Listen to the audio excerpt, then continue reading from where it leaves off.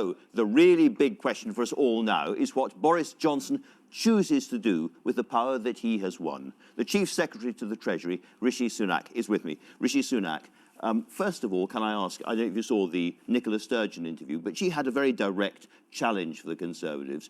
Either accept that the SNP won handsomely the election in Scotland and start to deal with her, or face a sort of steady process which will inevitably lead to the breakup of the Union. What is the Conservatives' plan for Scotland? Well, we've been crystal clear that we believe very strongly in our union. It's the most enduring and successful union the world has seen. We think Scotland is stronger for being in it, and the union is stronger for having a Scotland part of it. And we did have a referendum on this question in 2014, and at the time, people were told that was a once-in-a-generation referendum. They voted very clearly to remain part of the UK, and I think people can tell that we take respecting the results of referendums very seriously in this government, and we believe that that result should be respected. Nevertheless, I think 1.2 million people voted for the SNP in this general election, 45% of the total, a very, very high number. Do you not have a Scotland problem, and how do you deal with it? No, well, I think Nicola Sturgeon herself has acknowledged that not everyone who voted for the SNP necessarily supports independence. I think she said that herself, and as you've just acknowledged as well, a majority of people casting their votes in Scotland in this election did so for parties that support the union and not separatist parties. So I don't accept that there is necessarily that mandate. Will you rule out now, therefore, ever allowing Scotland, under this government, to have a second independence referendum? The Prime Minister's been very clear. He is unequivocally committed to the union. He passionately believes in it. And I think, as you see this new government get to work, strengthening our union and levelling up and uniting our country will be at the heart of our agenda. So no referendum under any circumstances? That is absolutely not our intention. All right. Let's turn to the other really big issue, of course, of the election campaign, which is Brexit. Can you explain to us what's going to happen with the legislation and the programme for the next few weeks at least? I can. Well, one overriding mandate that we have from this election is to get Brexit done, and the British people spoke decisively about that. That was the heart of our campaign, to end the gridlock that we've found ourselves in for the past 3 years. We're delighted that we now, with the majority we have, can make progress on that, and we will leave the European Union in a matter of weeks, by the end of January. So our intention is to bring the withdrawal bill, the legislation, back to Parliament before Christmas. This week? Ideally before Christmas, as soon as possible would be perfect, but obviously those conversations are happening between the relevant parties and the House authorities as we speak. But very clearly, we want to bring the legislation back as soon as possible and ensure that we do leave the European Union, as we said we would do, by the end of January. Now, you're in the Treasury. The other big thing that's going to happen before too long, inevitably, is a budget. What's the timing for that? Well, what we've said is that our focus immediately is getting Brexit delivered, and that will be our primary focus over the next few weeks. I think reasonably soon, after we leave the European Union at the end of January, you could expect us to bring forward a budget. And that's reasonably soon, and obviously Chancellor will make the announcement as is customary. But I think this is the thing. We want to get Brexit done so we can then focus on everything else. We'll have a Queen's speech this week. At the heart of that will be underlying our commitment to the NHS, £34 billion, more nurses, more GP appointments, better hospitals, and then, as I said, levelling up across the United Kingdom, making sure that opportunity is spread throughout. Those are all the things that we want to get cracking on. There's a very strange suggestion in several of the papers, clearly briefed out, that you're actually going to put a law into practice which says that you are committed, bind yourself to that £34 billion.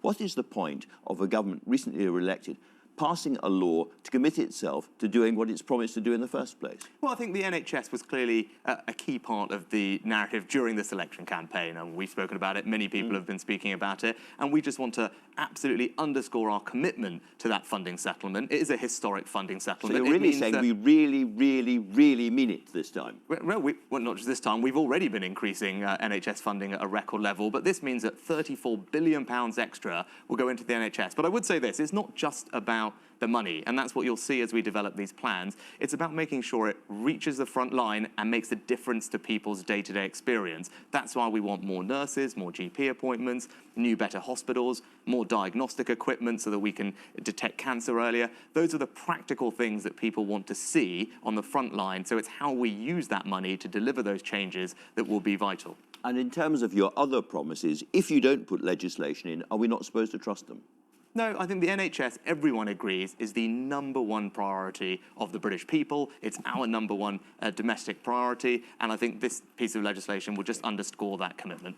Perhaps the biggest, most obvious gap in your election manifesto was on social care. Boris Johnson had said there was a plan. It didn't appear. When are we going to see the social care plan? Well, actually, we have a 3-point plan that we did outline in the manifesto. Yeah, you talk to all the experts, and they say the money that you're putting in, and that kind of plan for a consensus and a debate sometimes isn't really a plan, and the money is sticking plaster. It's big sticking plaster, but it's sticking plaster. It is not really a new national plan for social care. Well, I think this is a long-term and complex challenge. I think we all accept that, and it's right that, therefore, we put some proper energy into solving it. So what we've said is in the short term, we will commit an extra £1 billion a year to make sure that we can stabilise the immediate pressures in the system. I used to be the local government minister with responsibility for councils who are dealing with that, so I think that will help enormously. The second thing is we want to find, and we will work urgently to do this, a cross-party consensus on social care, because it is a long-term challenge, and we'd like to build a consensus around it like we have with the NHS that is lasting. And thirdly, a fundamental principle of those reforms and eventual settlement will be that no one needs to sell their home to pay for their care,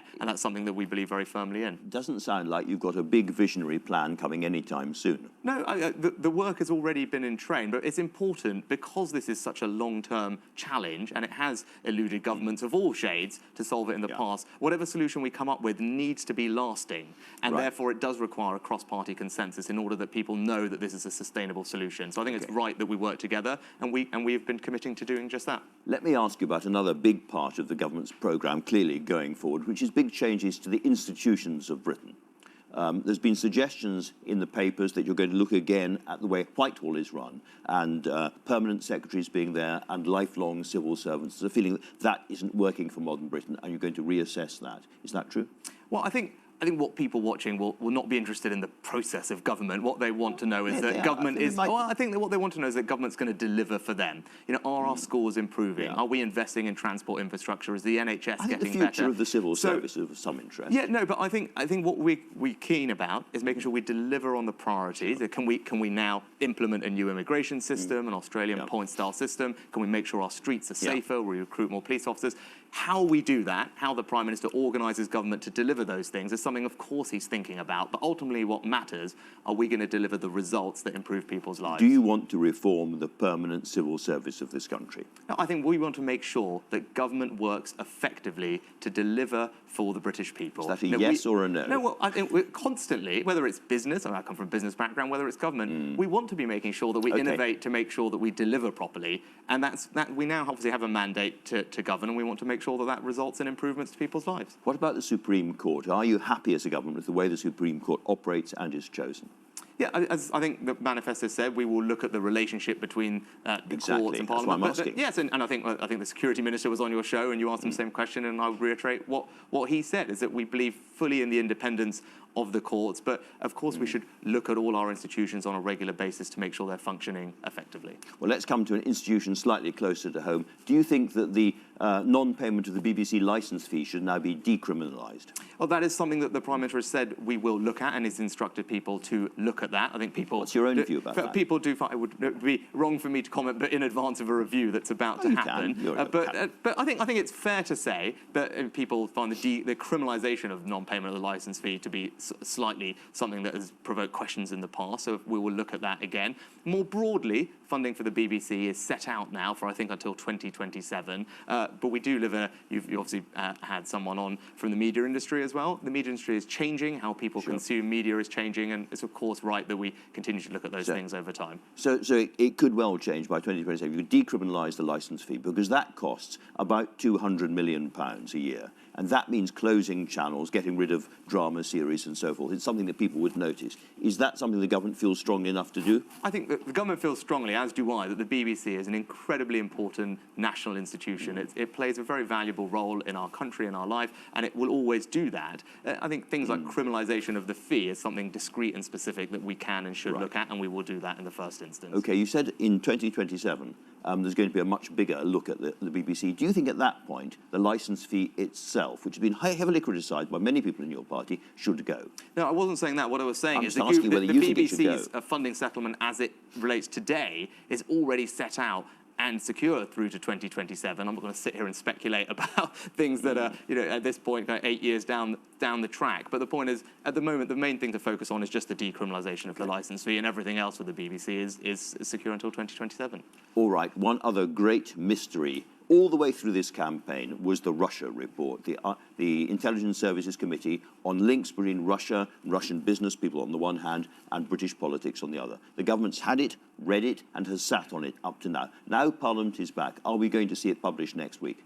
Well, I can't tell you exactly when it is going to be published. I'm not a member of the team that sees the security information. But I think, as we discussed previously, it is a sensitive report. Reports like that typically go through a process. This report is well within the time frame that is normal to be vetted. And, of course, when it's appropriate, the Prime Minister will release it. But you're right, the Russia was a theme. So it will be published?